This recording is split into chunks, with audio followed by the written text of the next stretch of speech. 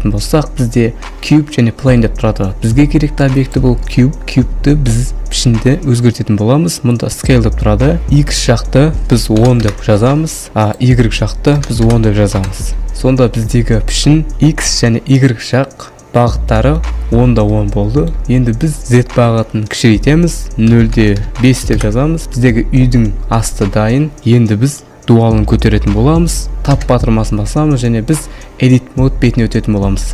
Және бізде мұнда қарайтын болсақ 3 нүктеме тұрады.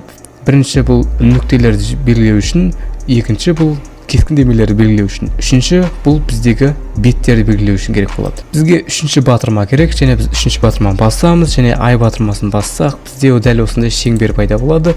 Біз қайтадан шеңбер создавать еттік. Сонда мен бұндағы шеңберді белгілеймін. Shift Alt батырмасын басып, мишканың сол жағын бассаңыздар, стрелканы дәл осындай дәлдесеңіздер, жасаған